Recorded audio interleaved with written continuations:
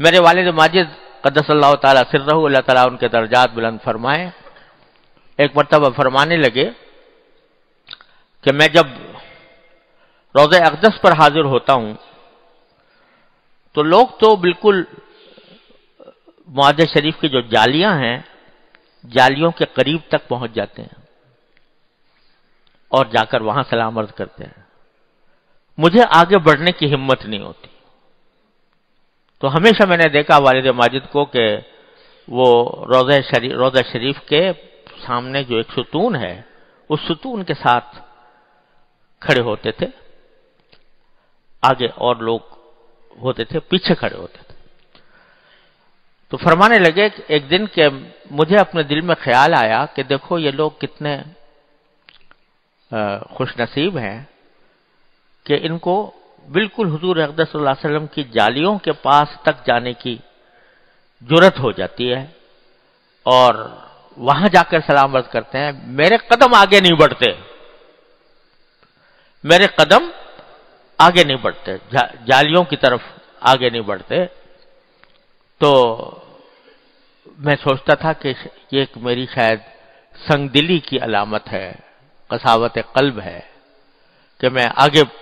بڑھنے کی ہمت نہیں پاتا۔ یہ خیال آ رہا تھا سلام عرض کرتے ہوئے۔ تو ہم سے فرمایا کہ اسی وقت ایسا محسوس ہوا کہ جیسے کوئی آواز، کوئی کہنے والا کہہ رہا ہے، آواز آئی، کہنے والا کہہ رہا ہے کہ جو شخص ہماری سنتوں پر عمل کرتا ہے وہ ہمارے قریب ہے، چاہے جسمانی طور پر دور ہو، اور جو ہماری سنتوں پر عمل نہیں کرتا وہ ہم سے دور ہے، چاہے وہ ہماری جالیوں سے چمٹا ہوا ہو۔ یہ جملہ حضرت والد صاحب نے فرمایا کہ میں نے ایسی آواز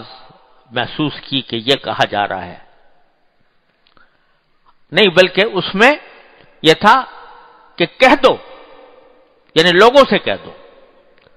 کہ جو ہماری سنتوں پر عمل کرتا ہے وہ ہمارے قریب ہے، چاہے دور ہو، اور جو ہماری سنتوں پر عمل نہیں کرتا وہ ہم سے دور ہے، چاہے ہماری جالیوں سے چمٹا ہوا ہو۔ تو فرماتے تھے کہ چونکہ حکم دیا گیا تھا کہ یہ کہہ دو، لوگوں سے کہہ دو، تو حضرت والد ماجد قدس اللہ تعالیٰ سرہ جلسوں میں، تقریروں میں یہ بات پہنچایا کرتے تھے، کیونکہ حکم دیا گیا تھا کہ کہو، کہہ دو لوگوں سے، لیکن اپنا نام نہیں لیتے تھے، بلکہ یہ فرماتے تھے کہ ایک زائر کو جو رسول کریم سرورت عالم صلی اللہ علیہ وسلم کے روضہ اقدس پر حاضر ہوا تھا، اس کو یہ آواز آئی، ایک زائر کو یہ آواز آئی۔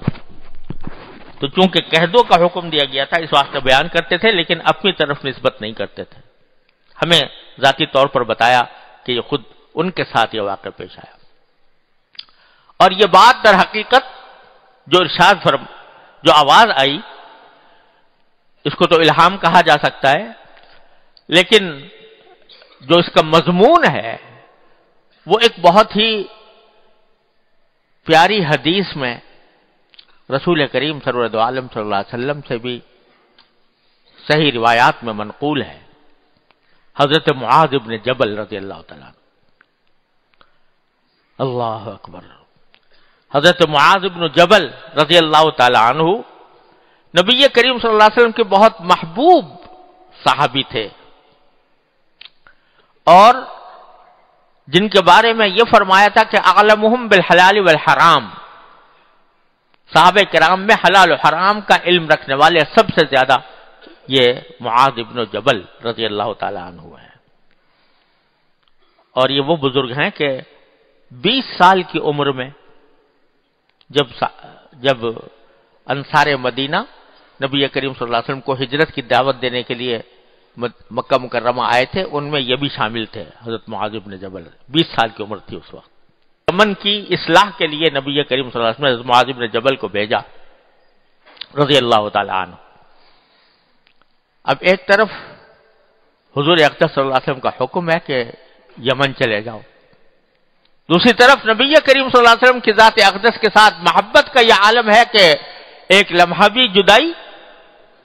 شاق معلوم ہوتی ہے، لیکن حکم تھا، دین کا تقاضا تھا، اس لیے حضرت معاذ بن جبل رضی اللہ تعالیٰ عنہ نے حکم کی تعمیل کر کے یمن روانہ ہوئے۔ اور یہ شاید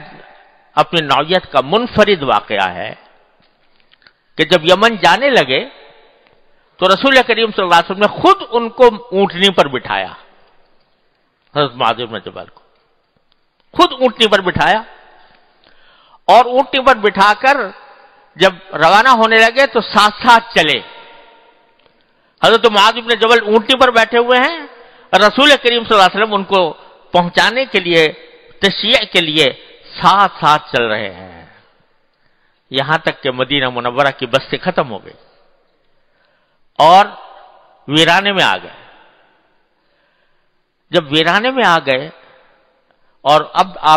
آپ نے واپس مدینہ منورہ جانے کا ارادہ کیا،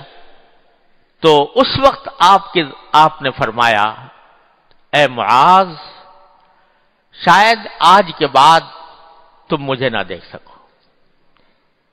شاید آج کے بعد تم میری قبر کے اوپر آؤ۔ یہ دو جملے منقول ہیں کہ رسول کریم صلی اللہ علیہ وسلم نے حضرت معاذ بن جبل سے فرمائے۔ رسول کریم صلی اللہ علیہ وسلم کو معلوم تھا بظاہر وحی کہ بس اب اس کے بعد ان سے ملاقات نہیں ہونی ہے، بعد میں میری وفات ہو جائے گی۔ معاذ بن جبل نہ جانے کب سے ضبط کیے ہوئے ہوں گے اپنے آنسوؤں کو، جب رسول کریم صلی اللہ علیہ وسلم نے فرمایا کہ اے معاذ، شاید آج کے بعد تم مجھے نہ دیکھ سکو، میرے ساتھ ملاقات نہ کر سکو اور میرے قبر پر آؤ، تو بے اختیار حضرت معاذ بن جبل رضی اللہ عنہ پھوٹ پھوٹ کر رونے لگے۔ نبی کریم صلی اللہ علیہ وسلم نے ان کو روتے ہوئے دیکھا تو فرمایا کہ معاذ رو نہیں، معاذ رو نہیں، اور پھر فرمایا کہ ان اول الناس بی المتقون حیث کانوا ومن کانوا، او کما قال صلی اللہ علیہ وسلم۔ رو نہیں اس لیے کہ مجھ سے قریب ترین شخص وہ ہے جو جتنا زیادہ متقی ہے،